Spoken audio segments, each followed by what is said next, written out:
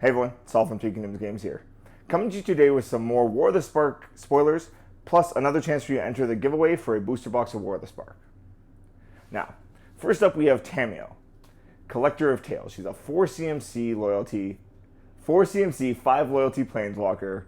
Spells and abilities your opponents control can't make you discard cards or sacrifice permanents. I like this ability. I think this is a really strong ability. The problem is that her activated abilities are kind of meh. +1, name a non-land card, reveal the top 4 cards of your library, take any cards revealed this way, of the named card revealed this way into hand, discard the rest. I don't think that's a really strong ability unless you're intentionally trying to mill yourself, because unless you scry or surveil a lot, it is kind of a shot in the dark. -3, you can return a card from your graveyard to your hand. It's okay. It's not great, though. I don't see it seeing a ton of play. That first ability of it kind of does make it okay. Maybe playable if you know your meta. But at 4 CMC, kind of a slow response card. Next up, we have Gideon Blackblade. 3 CMC, 4 loyalty. As long as it's your turn, he is a 4/4 creature with indestructible, as well as he's still a planeswalker. For +1, one creature you control gets indestructible, or vigilance, or lifelink, your choice, till end of turn. And then -6, exile target non-land permanent. I can see this seeing some standard play, but that's about it. Maybe commander again. 3 CMC is okay, but I don't know. There's a lot of ways to deal with indestructible creatures in Modern, so I don't see it seeing play the same way, because you drop it for 3, maybe give one of your creatures something, and then they path it. Next up, we have Gnar Set, who parts the veil. She's a 3 CMC, 5 loyalty planeswalker. Your opponents can't draw more than 1 card a turn.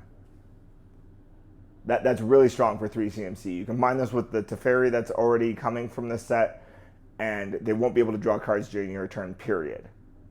Because they won't be able to cast sorceries anyways, and even if they had effects out that would let them draw multiple cards potentially, they can't. So I like this card overall already. -2, look at the top 4 cards of your library, take a non-creature, non-land card from among them, put it into your hand, and put the rest on the bottom. Already, great card right there. Now, I think overall, they're really setting up for a really good Esper, Super Friends control kind of strategy. And next up we have Gnar Set Reverse. This is a 2 CMC instant speed. Copy target instant or sorcery that's on the stack. You can choose a new target for the copy, and you return the original to its owner's hand. It's instant speed, kind of counterspell, plus I get a copy of it and throw it at you. So I can copy Banefire and throw it back at you. Yeah, that seems fair for blue. Maybe not. Overall, really strong card. I think this is going to see a lot of play, actually. We have Sarkon the Masterless. Next. Sarkon, pretty strong card. He's 5 CMC, 5 loyalty. Whenever a creature attacks you or a planeswalker you control, each dragon you control deals 1 damage to that creature. I think that's pretty good right there. His +1 is each planeswalker you control becomes a 4/4 dragon with flying. So if you're doing a Super Friends deck or Unlimited, this seems like it could be a really strong card and a potential finisher. And then -3, you create a 4/4 dragon token. Again, overall, pretty balanced, decent planeswalker. I could see this being a good finisher if you're doing a Super Friends deck, if you have access to red. As well as, in Limited as a finisher, could be very strong as well. Domri, Anarch of Bullis, is a 3 CMC, 3 loyalty planeswalker. Creatures you control get +1/+0. His +1 is you produce a red or a green mana. Till end of turn, all your creature spells can't be countered. -2, target creature you control fights the target creature you don't control. I want to hate this card because I just don't like Domri as a character, but the fact that it's this strong I can't deny it. I really want to, but I can't. It's overall a pretty solid card. Decent in an aggro mid-range kind of strategy. Doesn't really have you lose tempo for the 3 mana, so I can't complain about it. Next up, we have Shiok Dream Render for 3 CMC, 5 loyalty. Your opponent's spells and abilities, don't let them search their library. This is really, really strong. For 3 CMC, this is again fitting into that whole Esper, Super Friends, Lockout kind of strategy, which I'm probably going to end up building in Commander, or I might try building it in Standard, maybe. I don't know. And then -1, target player puts the top 4 cards of their library into their bin, so into their graveyard, and then all opponents exile their graveyards. This is big because this lets you potentially exile someone's graveyard if they're doing the Phoenix deck, if they don't have a way to bring the Phoenixes out right then, as well as, it lets you do self-mill and hit their graveyards, not yours, if you do have stuff that relies on being in your graveyard. So overall, I think this is a really, really strong card for 3 mana to cut down searches altogether. Huge. Watley, the Sun's Heart.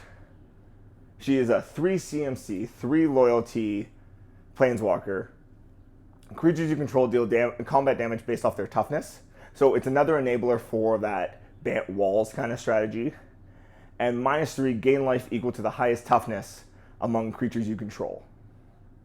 This can be huge in that kind of Bant Walls deck like I'm talking about. Next up, we have Egan The Ineffable. 6 CMC, 4 loyalty. Colorless spells cost you 2 less to cast. Guess what every artifact-based commander deck's going to be using? Anyways, +1. You get to exile the top card of your library. You create a 2/2 colorless spirit. Whenever that spirit dies, you get to take that card that was exiled face down so your opponents don't get to see it. Now you get to still look at it. And you get to take that card and put it into your hand. This is really cool, but this is also going to get really messy and limited if people don't somehow organize how the spirits and these cards are being tracked. I'm going to recommend putting the card under the spirit. -3, you can destroy target permanent if it has 1 or more colors in it. Again, very strong card overall. 6 CMC isn't too bad for it because it will pay itself off pretty quickly in the right deck. Also, if we're talking Commander, you can get this out pretty fast. 4 loyalties, okay, kind of easy to deal with, but you're probably going to be plussing it because it gives you blockers to help fight it and potentially card advantage at that point too. So overall, really, really strong card. And then lastly, finally I'm getting to him, Nicoll Bullis, Dragon God. He's a 5 CMC planeswalker with one of the most ridiculous passives I've seen. He has 4 loyalty to start with. He has all loyalty abilities of all planeswalkers in play. Just everything. Now, he can only use 1 of them. So, it's not completely insane, but it's pretty strong. His mana cost is very prohibitive in the fact that it's 5 very specific mana types, but still, this is huge. +1, you draw a card, and then each opponent has to either discard a card or exile a permanent they have in play. Sorry, exile a card from their hand or permanent from play. That's huge. It gets around the whole, Tamio, can't make you discard and sacrifice stuff. -3, destroy target creature or planeswalker.